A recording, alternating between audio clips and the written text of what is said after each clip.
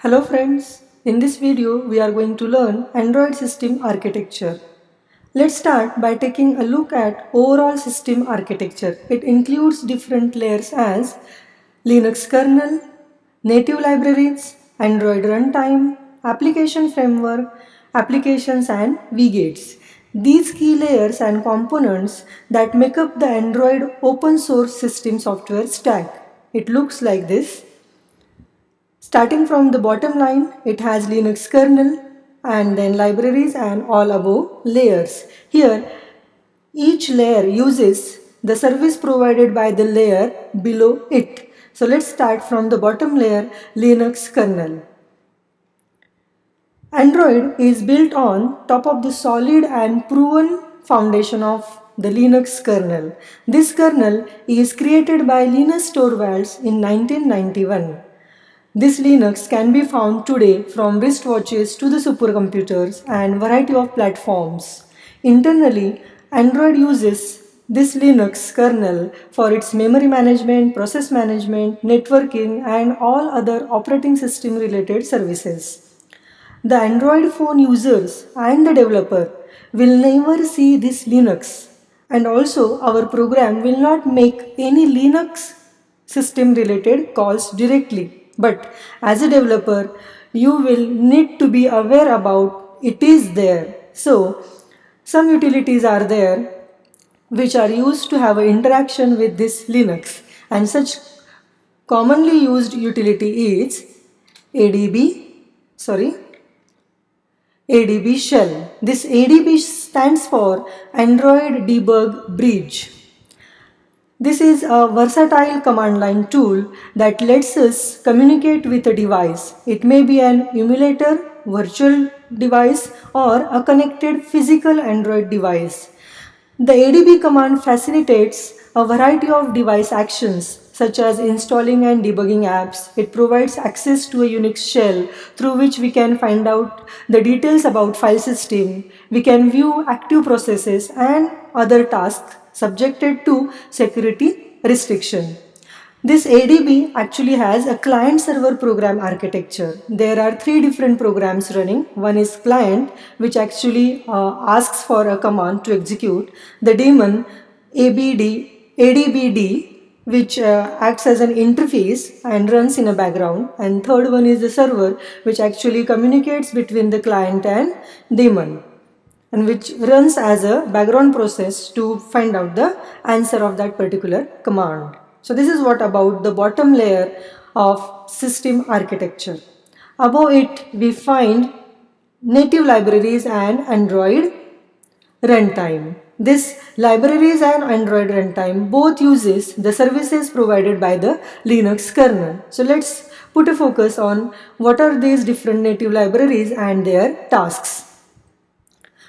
These native library where these shared libraries are all written in a C or C++, and they are compiled for a particular hardware architecture which is used by the phone and which is pre-installed by the phone vendor.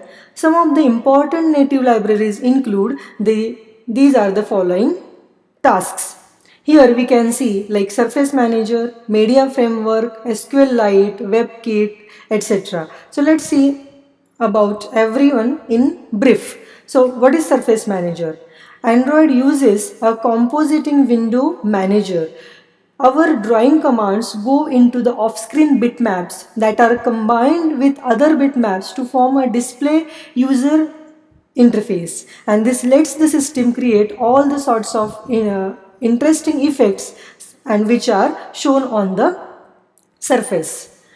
Here we can find OpenGL and ES libraries which are used to display 2D and 3D dimensional elements.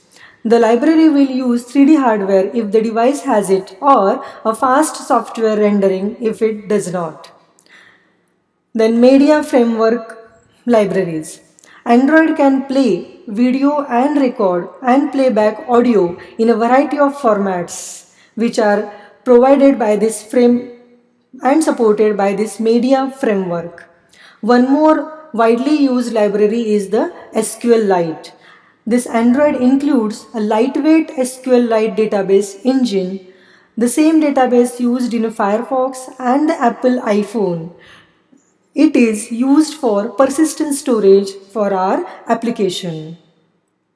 One more important library is the WebKit. For the fast display of HTML content, Android uses the WebKit library. This is the same engine used in the Google Chrome browser, Apple's Safari browser, Apple iPhone and Nokia S60 platform. Here, we can write and deploy our own native libraries using Native Development Toolkit, that is NDK. Let's have a focus on for implementing this. We need to understand the Android runtime in detail. This Android runtime actually includes, sorry, wait a minute. Yeah, this Android runtime actually includes two different parts. One is Dalvik virtual machine and other part is core Java libraries. The Dalvik virtual machine is designed and written by Dan Rustin at Google, which is optimized version specifically developed for mobile devices. The way Java has JVM as a virtual machine, Android has Dalvik as a virtual machine. But this virtual machine is actually differs from JVM in two different ways. The first is Dalvik VM runs .dex files which are converted at compile time from standard .class and .jar files. So JVM actually converts .class file and collection of such .class files is nothing but a .jar file which includes the bytecode. Whereas Dalvik virtual machine creates .dex file from this standard .class and .jar file. These .dx files are more compact and efficient than class files. An important consideration for the limited memory and the battery powered devices which are the targeted for Android mobile phones. The second difference is the core Java libraries that come with the Android are different from both J2SE and J2ME, that is Java Standard Edition and Java Mobile Edition. So the core Java libraries which are used for the Android app development are totally different. This is what the Android provides runtime on which the Android apps can be run or executed. Let's move to the next layer and it is application framework. This application framework actually uses the services provided by the native libraries and it includes different activities like activity manager, window manager, content provider, view systems, then notification manager, sensor manager, location manager, etc. etc. So with the help of these frameworks we can develop different applications and we can use in our different apps as well. So let's see all these application framework one by one. What is an activity manager? This controls the life cycle of applications and maintains a common backstack for the user navigation. Then we have content providers. Here I am going to explain you few of these framework applications. Second is content provider. These objects encapsulates the needs to be shared between applications such as contacts. Let me repeat. The content provider, these objects encapsulate data that needs to be shared between different applications, for example, contacts, which can be shared different apps which are running on the same Android device. Second, next is resource manager. Here, these resources are anything that goes with your program, but it is not the code. Code can be a resource, but apart from the code, whatever the resources are there, they are managed by this resource framework.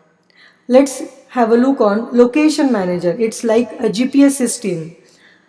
An Android phone always knows where it is and it is possible because of this framework. What is actually this framework is? It is nothing but the API which are already defined by the Android.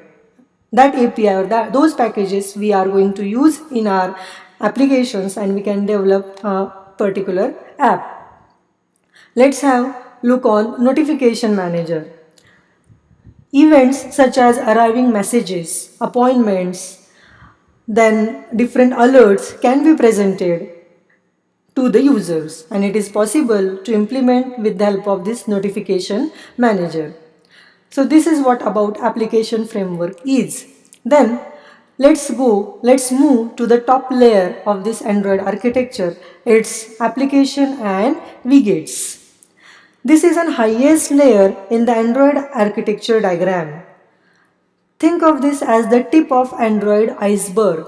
End user will see only these programs and blissfully unaware of all the action going on the below the waterline.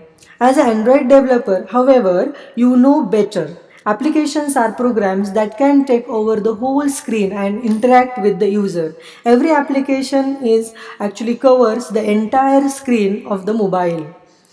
On the other hand, widgets, sometimes also called as gadgets, operate only a small rectangle of the home screen application. So, in short, application and widgets are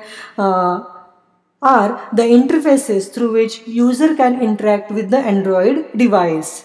When someone buys an Android phone, it will come pre-packaged with number of standard system applications which are like home, contacts, browser, then phone dialer, Android market. These are different applications that are present or present when or pre-packed when we buy any new Android phone. Using the Android market, user will be able to download new programs to run on their phone.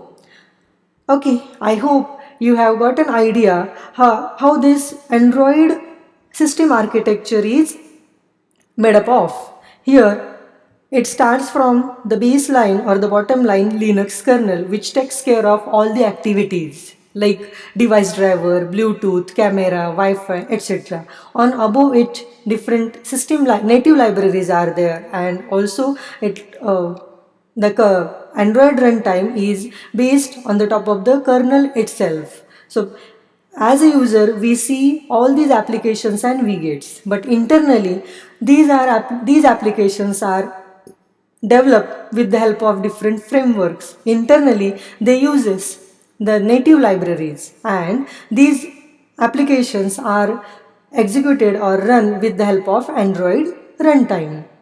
So I hope you have understood this Android architecture. Thank you.